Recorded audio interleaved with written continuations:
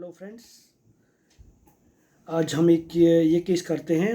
आज एक male patient का केस है जो 26 ईयर ओल्ड मेल पेशेंट है। उनको क्या 5-6 दिन से करीब एब्डोमेन में पेन हो रहा था और वो एक हमारे रिलेटिव हैं, तो वो मुझे कॉल करके आ गए। वो किसी हॉस्पिटल में एडमिट थे और वहाँ पे सारी इन्वेस्टिगेशन कराए, तो वो इन्वेस्टिगेशन लेकर के आते हैं। तो उन्होंने कहा कि डॉक्टर ने जांच कराई है, उसमें यूएसजी एब्डोमेन कराया है, कुछ ब्लड इन्वेस्टिगेशन भी है। तो यूएसजी एब्डोमेन में उनको अपेंडिसाइटिस, एक्यूट अपेंडिसाइटिस का एपिसोड शो किया है। तो डॉक्टर ने मेडिसिन दिया है, लेकिन उससे बिल्कुल भी रिलीफ नहीं है। लगातार पेट खराब हो गया है, ऐसा लग रहा है कि पेट खराब हो गया है, तो इसीलिए दर्द हो रहा है। तो मैंने वहीं पे किसी एक, ये दूसरे शहर में रहते हैं, तो उन्होंने वहीं पर 2 दिन का मेडिसिन किसी डॉक्टर से लिया था, लेकिन उस दवाई से बिल्कुल भी फ़र्क नहीं पड़ा। इसलिए ये यहाँ इस जबलपुर में आके इन्होंने अपना इलाज कराया और इन्वेस्टिगेशन कराने के बाद इनको अपेंडिसाइटिस का प्रॉब्लम शो किया।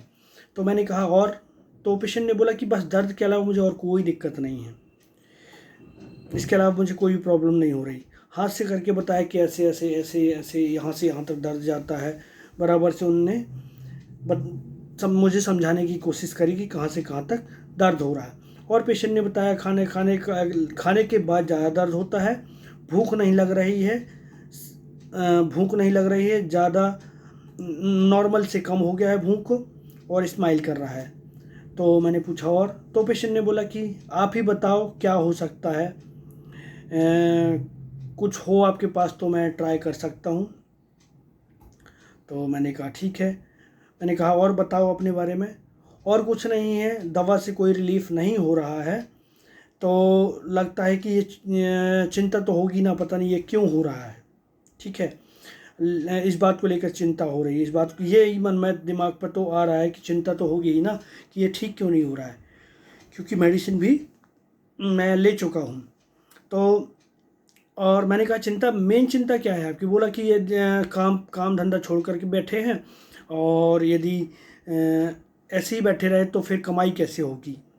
ठीक है, तो मैंने कहा और, बोला इसके अलावा मुझे कोई टेंशन नहीं है, शरीर में कोई प्रॉब्लम ही नहीं है, कोई तकलीफ़ नहीं है, स्टूल प्रॉब्लम नहीं है, ना यूरिन प्रॉब्लम है, बाकी सब ठीक है। फिर जब मैं मेडिसिन बनाने लगा तो पेशेंट ने बोला कि थोड़ी देर बाद पेशेंट का पॉज रहा और फिर 1-2 मिनट बाद बोला, ये तो हमारा ख़ानदानी मसला है, हमारे पापा को, मम्मी को, कई सारे लोगों को ये अपेंडिक्स का प्रॉब्लम है। तो फिर मेरा मेडिसिन चेंज हो गया और फिर मैंने उसको मेडिसिन दिया। तो पेशेंट यहीं पर काफ़ी कंफर्टेबल हो गया। एक्यूट पेन था तो यहीं पे पेशेंट सेटल हो गया। उसके बाद उनको बिल्कुल भी पेन नहीं हुआ, करीब 1 महीने तक बिल्कुल भी पेन नहीं था। फिर बीच में एक एपिसोड और पेन का होता है, उसके बाद मैंने उनको मेडिसिन दिया, 1 डोज और दिया, सेम मेडिसिन का 30 पोटेंसी। उसके बाद उसका पेन आज तक नहीं हुआ, 2 साल हो गया। तो ये एक एक्यूट अपेंडिसाइटिस का केस था। तो हम चलिए इसको एनालिसिस करते हैं। देखिए, इसमें बहुत सारे फैसेट्स आएंगे, तो मैं भी कंफ्यूज हो गया था कि पेशेंट जैसे बोल रहा है कि पेशेंट को मैं अभी इतने दिनों की दवाइयाँ ले ली, इन्वेस्टिगेशन कराने में, यूएसजी कराने में मुझे अपेंडिसाइटिस का प्रॉब्लम आया है, लेकिन इतनी दवाइयाँ खा ली, मुझे बिल्कुल भी आराम नहीं मिला है। तो आप इसको और दूसरा एक पॉइंट आता है यहाँ पे जो इम्पोर्टेंट लगा था मुझे, लेकिन उस पर मेडिसिन नहीं है। 3 पॉइंट, जैसे कि पेशेंट ने बोला मुझे तो चिंता हो रही है। कई सारी मतलब 2-3 मेडिसिन के आपके सामने फैसेट्स आएंगे कि इस केस में ये भी हो सकता है, ये भी हो सकता है, पर केस किधर जा रहा है, कोई एक मेडिसिन हमको नहीं मिल रही है। तो कई बार ऐसा भी होता है, और इस तरीके से केसेस में हम जब देखते चले जाएंगे तो हमारे ये क्लिनिकल एक्सपीरियंसेस के थ्रू हम देखेंगे कि पेशेंट में ये सारी वर्जन भी थे, लेकिन मेडिसिन कवर नहीं कर रही थी। तो हो सकता है आगे के टाइम पर आने वाले समय में ये सारी रूब्रिक्स के अंतर्गत ये मेडिसिन और ऐड हो जाए। जैसे अभी इस पेशेंट का बहुत प्रोमिनेंट था डिल्यूजन वेल्थ, पर मेडिसिन कवर नहीं करती है। डिल्यूजन वेल्थ कैसे? इस पेशेंट ने कहा मुझे इसके अलावा कोई भी तकलीफ नहीं है, ना तो यूरिन ना तो स्टूल, सारी कुछ नॉर्मल चल रहा है, बाकी मुझे अपेंडिक्स की प्रॉब्लम के अलावा मुझे कोई प्रॉब्लम नहीं है। तो डिल्यूजन वेल्थ पर मेडिसिन उसमें नहीं है, मैं आपको रूल आउट कर देता हूँ। दूसरा, एंजाइटी इन द डार्क, जैसे पेशेंट ने बताया कि चिंता तो होगी ना, समझ में नहीं आ रहा क्यों हो रहा है, इतना दर्द हो रहा है, तो एंजाइटी इन द डार्क, यहाँ पर भी वो मेडिसिन नहीं है। मेरा ये दोनों रूब्रिक कंफर्म थे, लेकिन वो मेडिसिन जैसे ही मैंने उसको डोज दे दिया उसके बाद पेशेंट कंफर्टेबल हो गया, पेशेंट बेटर हो गया, तो फिर मैंने वही मेडिसिन सोचा कि मुझे लगता वही सही है। तो अब पेशेंट क्या कह रहा है, सबसे पहला रूब्रिक हमारा था ऑब्जेक्टिव रीजनेबल। चिंता तो होगी ही ना, यदि मैं घर पर बैठा हूँ तो और काम कर रहा था मैं, लेकिन काम नहीं कर पा रहा हूँ क्योंकि दर्द की वजह से मैं काम नहीं कर पा रहा हूँ, तो इसको लेके चिंता होगी। तो मैंने एक रूब्रिक लिया ऑब्जेक्टिव रीजनेबल।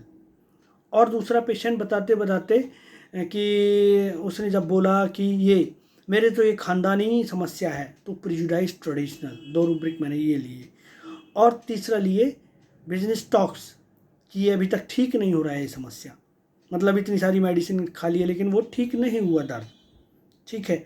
और चौथा उसने बोला कि ट्राई करके देख लेते हैं, तो गैम्बलिंग पैशन। ऐसे करके हमने उसके 4 रूब्रिक निकाले, तो उस पर एक अलग मेडिसिन निकल के आती है आर्सेनिक। आर्सेनिक का 30 सिंगल डोज देने के बाद पेशेंट यहीं कंफर्टेबल हो गया। 2 डोज मैंने और दिए उसको पूरा कवर करने के लिए उसके पेन को, और उसके बाद फिर पेन नहीं हुआ। 1 महीने बाद उसका एक बार और कॉल आता है कि ये छोटा सा दर्द मुझे वापस से स्टार्ट हुआ है। तो ये सिंगल डोज 30 का वापस रिपीट करने के बाद आज उसको 1.5 साल हो गया, उसको पेन वापस नहीं आया। तो ये एक्यूट अपेंडिसाइटिस का प्रॉब्लम ऐसे सेटल हुआ। और कई बार हमको डिफरेंट शेड्स मिलते हैं पेशेंट के, ठीक है। तो कई बार हमको कुछ और इम्पोर्टेंस समझ में आता है, और इस तरीके से हमारे क्लिनिकल एक्सपीरियंसेस बढ़ते चले जाते हैं। तो थैंक्स फॉर वॉचिंग, इतना ही वीडियो था, थैंक यू।